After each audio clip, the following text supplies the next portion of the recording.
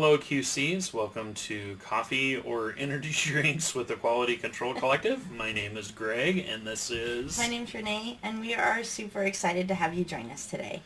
So today we want to talk about subcontractor training. On every single project you're almost always going to have a mix. Some of your subs are going to be your true faves that you've had on all your projects that know what they're doing like clockwork and you don't have to think twice about them. And you're always going to have a few new ones. With today's industry, with today's drive for materials and drive for pricing, GCs just can't not take things to the street. So we really have to bid to the street. We have to bid to the low number. And that's going to mean we're getting a lot more fresher newbie subcontractors into our world. We're specifically talking about federal contracting. An awful lot of the requirements for quality control items in the federal world are a lot different than what you see in the residential or commercial world. They are. They're a lot more...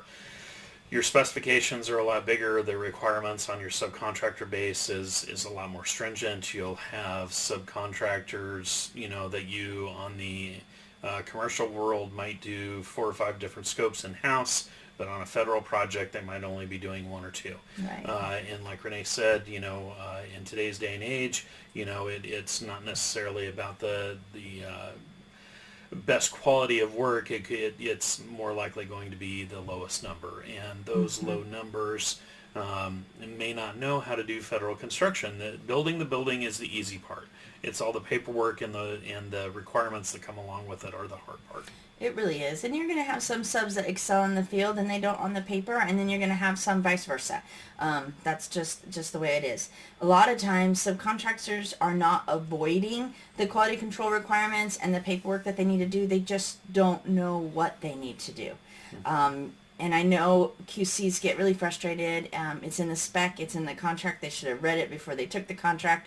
We can talk about that all day long. Bottom line is, by the time you're hitting in the dirt and you're in your trailer and you're getting ready to go, the subs are on board.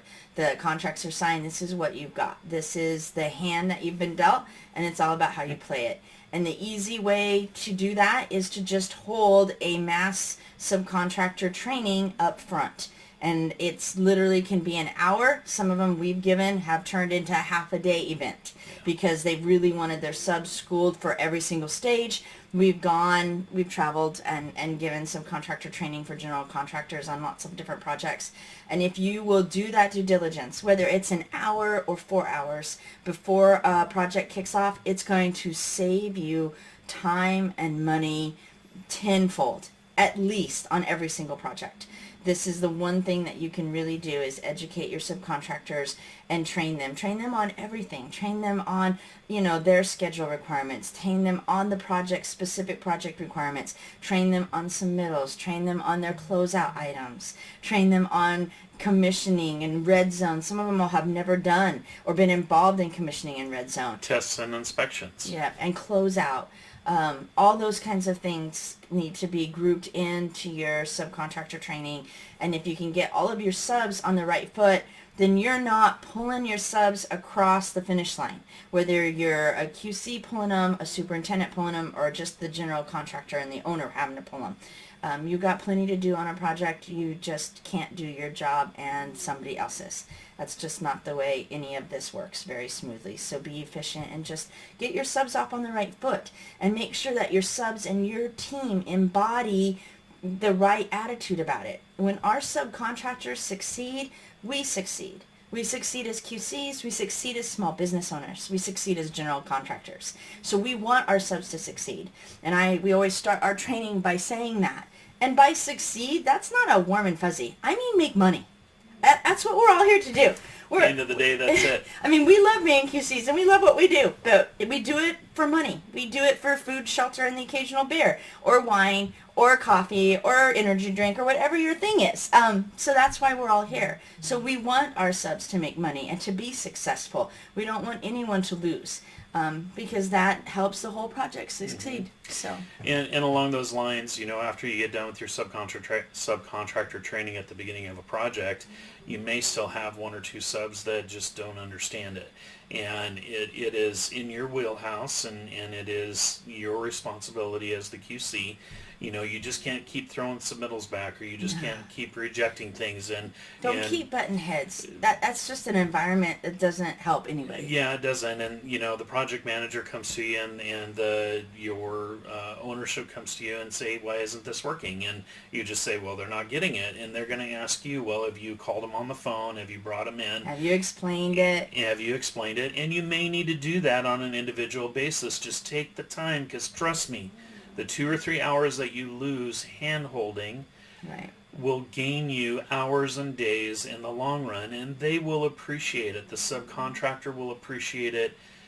It will make your life easier, and that just is what you have to do. And subcontractors, don't be afraid to ask if you're watching this today. Right. Use your voice as well.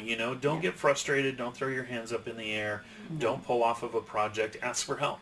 But don't lose money. Don't lose money. And QC requirements, the one space where subcontractors will lose the money the fastest if they don't understand what they've gotten into. Yeah, Yeah, absolutely. So train your subs. And if you're looking at us and you're like, hey, we don't have time to handhold every single sub. When I say subcontractor training, we throw them all in a conference room at once. Yeah. So we do everybody together. We do. And, We do. and if it's not pertinent to them, then they can go watch the fly on the wall while you're talking about one aspect for the MEPs, and then they can come back into focus. Yeah. And if you think we're still crazy and you're saying, I don't even have time to develop a training program for subcontractors, we got you covered. So I'll put that link down below. But if you're interested, we've got some online subcontractor training that you can send your subs through if that helps you. Yeah, absolutely. It's just about making your life easier and getting everybody on the same page. And if you do that right out of the gate, you'll be a lot better off for it. Every single subcontractor you train today is one you don't have to train on the next job. That's right. We hope this has been helpful. If it has, give us a like down below. Follow us for future tips. We'd love to have you with us. Have a great day, everybody. Have a good day.